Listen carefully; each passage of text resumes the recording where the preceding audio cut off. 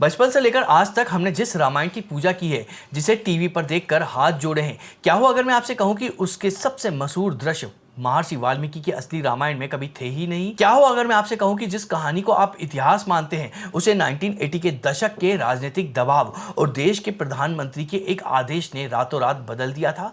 आज के इस दौर में जहां हर कोई असली इतिहास जानने का दावा करता है, यह समझना बहुत जरूरी है कि हमारे दिमाग में जो सांस्कृतिक मेमोरीज डाली गई हैं, उसका असली सोर्स क्या है। इस वीडियो में हम डिकोड करेंगे कि एक देश की पूरी पॉलिटिक्स ने एक टीवी शो की कहानी को कैसे मोड़ दिया है।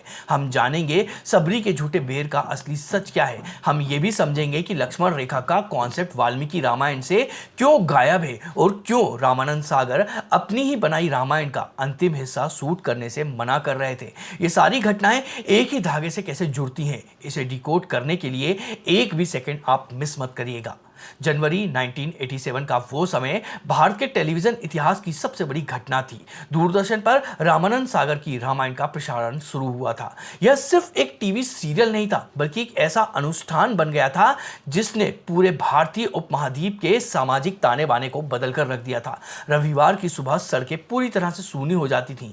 लोग बाकायदा स्नान करके टीवी सेट को फूलों की माला पहनाते थे। टीवी के सामने अगरबत्ती जलाई जाती थी और आरती करी जाती थी। इस शो ने अभूतपूर्व 82% की व्यूअरशिप हासिल की थी। पूरी दुनिया में इसे 65 करोड़ से ज्यादा लोगों ने देखा था, जो अपने आप में एक वर्ल्ड रिकॉर्ड था। एक तरह से देखा जाए तो रामानंद सागर की रामायण ने आधुनिक भारत के लिए एक नई विजुअल मेमोरी तैयार कर दी थी। आज के समाज के लिए रामायण का मतलब महर्षि वाल्मीकि की किताब नहीं, बल्कि रामानंद सागर जी की वो टीवी शो बन चुका है। लेकिन इस अत्यधिक भक्ति और लोकप्रियता के पीछे एक बहुत ही जटिल कथा संरचना छिपी हुई है। जैसा कि हमने देखा कि कैसे समाज के बदलने के साथ साथ में कहानियां और उनके किरदारों का असली मतलब बदल जाता है, ठीक वैसा ही रामायण के साथ में भी हुआ है। सबसे बड़ा सवाल यह है कि महर्षि वाल्मीकि द्वारा रचित वाल्मीकि रामायण, जिसे सबसे पुराना और प्रमाणिक संस्कृत वर्जन माना जाता है, उसकी तुलना में रामानंद सागर जी की रामायण कितनी सटीक है। हम में से ज्यादातर लोग मानते हैं कि टीवी रूपांतरण वाल्मीकि रामायण के श्लोकों का सीधा और अपरिवर्तित अनुवाद है, लेकिन ऐतिहासिक और दस्तावेजी हकीकत इससे बिल्कुल अलग है। वाल्मीकि रामायण में लगभग 24,000 श्लोक है। वाल्मीकि जी के राम मुख्य रूप से मर्यादा पुरुषोत्तम है। वो एक आदर्श और नैतिक राजा है। वो मानवीय कर्तव्यों, धर्म के पालन और व्यक्तिगत पीड़ा से गुजरते हैं। लेकिन रामानंद सागर का यह शो एक जानबूझकर तैयार किया गया मिश्रित वर्जन था, जहां वाल्मीकि रामायण के केवल एक बेसिक ढांचा दिया गया। वही रामानंद सागर जी ने गहरी भावनात्मक और भक्ति के लिए 16वीं शताब्दी में गोस्वामी तुलसीदास द्वारा रचित रामचरितमानस का भी सहारा लिया। तुलसीदास जी के राम को अपनी दिव्यता का पूरा ज्ञान है। वे सर्वज्ञ अवतार हैं, जो अपनी इच्छा से इस दुनिया के नाटक में भाग ले रहे हैं। और इसी वैचारिक दबाव के कारण वाल्मीकि रामायण के मूल पाठ में पाए जाने वाले कई कठोर और यथार्थवादी घटनाओं को बदलना पड़ा। टीवी के दर्शकों के लिए उन पुरानी घटनाओं को नैतिक रूप से रिफाइन करना बहुत ज्यादा जरूरी था। तो फिर आखिर वो कौन सी घटनाएं थी जिन्हें वाल्मीकि रामायण से हटा दिया गया या पूरी तरह से बदल दिया गया? वो कौन से श्लोक थे जो गायब कर दिए गए और उसकी जगह नई कहानियां कहां से आ गई? इसका जवाब हमें भारत के अलग अलग कोनों में लिखी गई क्षेत्रीय रामायणों में मिलता है, जो शायद आपने कभी सुनी भी ना हो। सबसे पहले बात करते हैं उस घटना की जो भारतीय टेलीविजन का सबसे आइकॉनिक दृश्य माना जाता है, सीता स्वयंवर। फिल्मों और टीवियों में हमने देखा है कि एक बहुत बड़ा भव्य समारोह होता है। देश विदेश के राजा एक साथ ही एक ही मंडप में बैठे होते हैं। लेकिन वाल्मीकि रामायण का जो संस्कृत वर्जन है, उसमें राजा जनक ने ऐसा कोई भव्य उत्सव किया ही नहीं था। वाल्मीकि जी के अनुसार में राजा जनक ने सीता माता के लिए वीर शुक्ला की घोषणा की थी। इसका मतलब यह था कि राजा आकर अपनी शक्ति साबित करेगा, वही विवाह योग्य होगा। राजा लोग समय समय पर आते थे, धनुष उठाने का प्रयास करते थे और हार कर चले जाते थे। वहां कोई एक बहुत बड़ा इवेंट नहीं हुआ था, बल्कि जो राजा हार गए थे, उन्होंने क्रोधित होकर राजा जनक की नगरी पर हमला भी किया था। तो फिर टीवी पर यह भव्य त्योहार जैसा दृश्य कहां से आया है? यह लिया गया है रामचरितमानस से, ताकि कहानी में एक नाटकीय और भव्य अपील जोड़ी जा सके। अब आते हैं सबसे बड़े और हैरान करने वाले सीन पर, सीता हरण का दृश्य। मूल वाल्मीकि रामायण में अपहरण की वास्तविकता बहुत कठोर और हिंसक है। संस्कृत श्लोकों में स्पष्ट वर्णन है कि रावण शारीरिक रूप से सीता माता पर हमला करता है। वह उन्हें उनके बालों और जांघों से पकड़कर अपने रथ पर खींचता है। यह प्राचीन समाज का यथार्थवाद था जो प्रतिद्वंदी की क्रूरता दिखाता था। लेकिन टीवी पर रावण कभी सीता माता को छूता तक नहीं है। वह अपनी मायावी शक्ति से धरती के उस टुकड़े को ही काट लेता है जिस पर सीता माता खड़ी थी।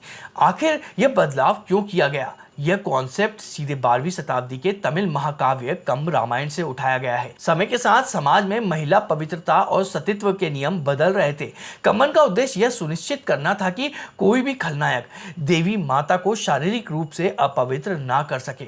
इसी तरह लक्ष्मण रेखा का कॉन्सेप्ट जो आज हमारे समाज में महिलाओं की सुरक्षा का सबसे बड़ा प्रतीक बन चुका है, वह वाल्मीकि रामायण में कहीं मौजूद ही नहीं है। जब राम जी सुनहरे हिरण के पीछे जाते हैं तो सीता माता और लक्ष्मण के बीच एक बहुत कड़वा विवाद होता है और आहत होकर लक्ष्मण जी बिना कोई जादुई घेरा खींचे आश्रम से बाहर चले जाते हैं। यह लक्ष्मण रेखा बाद के ग्रंथों में जैसे आनंद रामायण और कुछ क्षेत्रीय घटनाओं का हिस्सा है। यहाँ तक कि तुलसीदास जी की रामचरितमानस में भी जो अरण्य कांड है जहाँ अपहरण होता है उसमें रेखा खींचने का कोई भी सीधा वर्णन नहीं मिलता है। इसका जिक्र बहुत बाद में लंका कांड में रावण की पत्नी मंदोदरी एक ताने के रूप में करती है। यही नहीं, सबरी माता के झूठे बेरों की कहानी जो भक्ति का सबसे बड़ा उदाहरण मानी जाती है, वाल्मीकि रामायण में है ही नहीं।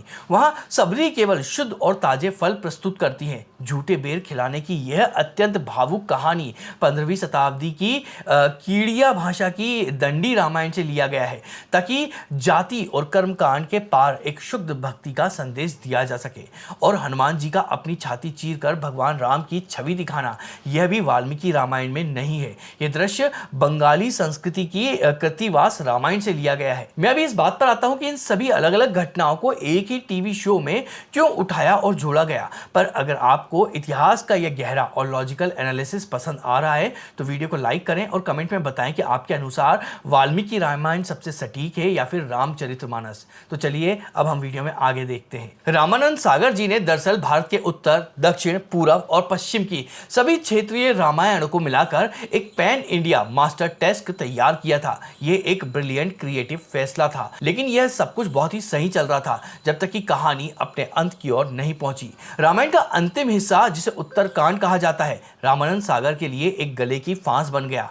वे किसी भी कीमत पर इसे टीवी पर नहीं दिखाना चाहते थे। उनका मन इसके लिए बिल्कुल विरुद्ध था। लेकिन फिर कुछ ऐसा हुआ जिसने पूरे देश की राजनीति को हिलाकर रख दिया। एक ऐसा राजनीतिक शतरंज बिछाया गया जब भारत के प्रधानमंत्री कार्यालय को एक टीवी सीरियल के स्क्रिप्ट में सीधा दखल देना पड़ा। आखिर एक धर्मनिरपेक्ष सरकार को रामायण के अंत से क्या परेशानी थी?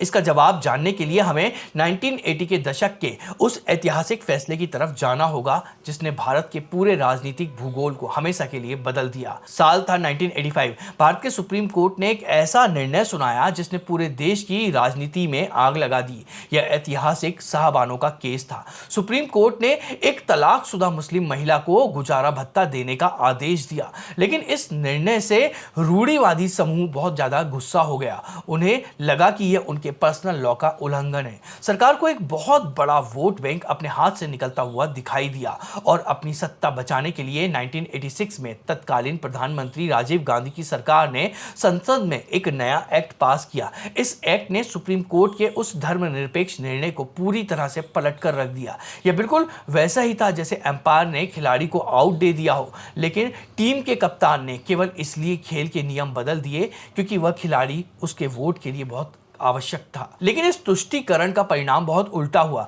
उस समय देश की लगभग 82% बहुसंख्यक आबादी इस निर्णय से बहुत ज्यादा दुखी थी और कटा हुआ महसूस करने लगी। लोगों में एक गहरा असंतोष फैल गया। जब सरकार ने देखा कि बहुसंख्यक वर्ग उनके हाथ से निकल रहा है तो राजनीतिक संतुलन बनाने के लिए एक रणनीति बनाई गई। इस रणनीति को पॉलिटिकल एक्सपर्ट्स मंकी बैलेंसिंग कहते हैं। सरकार को तुरंत एक ऐसी सांस्कृतिक जीत की आवश्यकता थी जो इस 82 90% आबादी मतलब हिंदू आबादी को शांत कर सके। और यहीं पर भारत के प्रधानमंत्री कार्यालय ने सीधा हस्तक्षेप करने का निर्णय लिया। तय किया गया कि हिंदू महाकाव्यों रामायण और महाभारत को सरकारी चैनल पर दूरदर्शन पर पूरे देश में प्रसारित किया जाएगा। सरकार की योजना थी कि रामायण एक निर्विवाद और निरंतर सांस्कृतिक विजय बने, जिससे बहुसंख्यक वर्ग का असंतोष कम हो सके। सत्ता और धर्म का यह कैसा अजीब खेल है। एक तरफ हम मानते हैं कि हमारी देवी देवता पूरा ब्रह्मांड चलाते हैं, लेकिन जमीन पर उनकी कहानियों का प्रसारण इस बात पर तय हो रहा है कि कौन सा वोट बैंक खिसक रहा है। यह सोचने पर विवश करता है कि क्या सच में धर्म राजनीति को दिशा देता है, या फिर राजनीति हमेशा से अपनी गद्दी बचाने के लिए धर्म को एक टूल की तरह इस्तेमाल करती है। खैर, रामायण का प्रसारण शुरू हुआ और यह पूरे देश में एक लहर बन गया। लेकिन इस मॉडर्न राजनीतिक दबाव का रामानंद सागर और राम कथा के अंतिम हिस्से मतलब उत्तरकांड से क्या संबंध था? ऐसा क्या हुआ कि अचानक से प्रधानमंत्री कार्यालय को सीधे रामानंद सागर को फोन कॉल करने पड़े? यह एक ऐसा कंफ्यूजन है जो हमें उस बिंदु पर ले जाता है जहां एक क्रिएटर की भक्ति और देश की राजनीति आमने सामने टकराने वाली थी। रामानंद सागर एक बहुत बड़े भक्त थे। उनके लिए भगवान राम केवल एक ऐतिहासिक राजा नहीं बल्कि उनके परम आदर्श थे। लंका युद्ध के बाद में जब भगवान राम अयोध्या लौट आए तो रामानंद सागर जी ने एक बहुत बड़ा निर्णय लिया। उन्होंने तय किया कि वे टीवी रामायण को भगवान राम के राज्याभिषेक पर ही समाप्त कर देंगे। उनका मानना था कि इसके आगे की कथा, जिसे उत्तरकांड कहा जाता है, उसे वे पर्दे पर नहीं उतार सकते हैं। उनका मानना था कि यह असली रामायण का हिस्सा नहीं है, इसे बाद के लोगों ने लिखा गया है। उत्तरकांड में यह वर्णन है कि समाज के तानों और राजधर्म के कारण भगवान राम को अपनी गर्भवती पत्नी सीता माता को वनवास भेजना पड़ा। सागर की भक्ति इस बात को स्वीकार नहीं कर पा रही थी कि उनके मर्यादा पुरुषोत्तम भगवान राम ऐसा कठोर निर्णय ले सकते हैं। उनके लिए यह एक कड़वा इतिहास उनकी भक्ति पर भारी पड़ रहा था। लेकिन जैसे ही उन्होंने दूरदर्शन का शो समाप्त करने की बात बताई, पूरे देश में एक वैचारिक भूचाल आ गया और यहीं पर हमारी कहानी के दो सिरे आपस में जुड़ जाते हैं। सबसे पहला और बड़ा विरोध वाल्मीकि समाज की तरफ से हुआ है। वाल्मीकि परंपरा के लिए उत्तरकांड सबसे अधिक महत्वपूर्ण है, क्योंकि यह वो अध्याय है जहां स्वयं महर्षि वाल्मीकि केवल लेखक नहीं बल्कि कथा के एक मुख्य पात्र बनकर सामने आते हैं। यही वो समय है जब महर्षि वाल्मीकि सीता माता को अपने आश्रम में शरण देते हैं, पिता की तरह उनकी रक्षा करते हैं और लव कुश को शिक्षा देकर महान बनाते हैं। वाल्मीकि समाज के लिए शो को यही रोक देना उनके आराध्य देव का सबसे बड़ा योगदान को मिटा देने जैसा था। और दूसरी तरफ था भारत सरकार का प्रधानमंत्री कार्यालय। जैसा कि हमने पहले समझा था कि भारत सरकार अपनी मंकी बैलेंसिंग की राजनीति के तहत बहुसंख्यक वर्ग को शांत करना चाहती थी। सरकार किसी भी स्थिति में यह जोखिम नहीं ले सकती थी कि देश का सबसे बड़ा लोकप्रिय प्रसारण इस तरह अचानक बंद हो जाए। अगर दर्शक सीता माता के वनवास और लवकुश के जन्म को देखे बिना ही रह जाते हैं तो जनता में एक बहुत बड़ा असंतोष फैल जाता है। अब आप इस पूरी पिक्चर को एक साथ जोड़कर देखिए। एक तरफ वाल्मीकि समाज अपनी धार्मिक पहचान और मान्यताओं के लिए दबाव बना रहा था और दूसरी तरफ सरकार को अपनी राजनीतिक विसात को टूटने से बचाना था। इन दोनों के भारी दबाव के कारण पीएमओ की तरफ से रामानंद सागर जी को सीधा फोन कॉल किया गया। उन्हें स्पष्ट निर्देश दिया गया कि वो अपना निर्णय बदलें और लवकुश प्रसंग का निर्माण करें। एक क्रिएटर जो अपनी भक्ति में लीन था, उसे अंततः सिस्टम की इन शक्तियों के सामने झुकना पड़ा। केवल सरकार ही नहीं, उस समय तक रामानंद सागर पर अनगिनत अदालती मामले भी दर्ज हो चुके थे। कई अलग अलग भाषाई और सांस्कृतिक समुदाय ने उन पर केस कर दिया था, क्योंकि सागर जी ने एक बहुत ही सिंथेटिक स्क्रिप्ट बनाई थी जिसमें कई सारी स्थानीय लोक कथाएं छूट गई थी। इन भयंकर कानूनी उलझनों के कारण रामानंद सागर उत्तर रामायण के शुरुआती एपिसोड के समय उमरगाम स्टूडियो में मौजूद ही नहीं थे। उनकी अनुपस्थिति में निर्देशन की जिम्मेदारी उनके बेटे ने उठाई थी। वाल्मीकि समाज, सरकार और अपनी खुद की भक्ति के बीच में फंसकर रामानंद सागर ने उत्तरकांड बना तो दिया, लेकिन इस पूरी ऐतिहासिक घटना में एक बहुत बड़ा सवाल अभी भी खड़ा हुआ था। अगर इस टीवी रामायण की घटना अलग अलग ग्रंथों से ली गई थी और इसका अंत राजनीतिक दबाव में तैयार किया गया था, तो क्या इसका मतलब यह है कि रामानंद सागर की रामायण पूरी तरह से गलत थी? बिल्कुल नहीं। वास्तविकता तो यह है कि उन्होंने जो किया वह भारतीय टेलीविजन और सांस्कृतिक इतिहास का सबसे जीनियस कदम था। उन्होंने किसी एक ग्रंथ को नहीं पकड़ा, बल्कि उत्तर भारत के रामचरितमानस, दक्षिण की कंब रामायण और पूर्व की कृतिवास रामायण को एक ही धागे में पिरोकर पूरे देश के लिए एक पैन इंडिया मास्टर टेक्स्ट तैयार कर दिया था। उन्होंने कठोर वास्तविकता के ऊपर पवित्रता और समर्पण को चुना। उन्होंने देवी देवताओं को मानवीय कमजोरियों से ऊपर उठाकर एक ऐसी आदर्श रूप दिया जिसकी उस समय भारत समाज को सबसे ज्यादा आवश्यकता थी। लेकिन इस पूरे ऐतिहासिक यात्रा में एक ऐसा रहस्य छिपा हुआ है जिसे आज का आधुनिक विज्ञान और मनोविज्ञान पूरी तरह से सुलझा नहीं पाया है।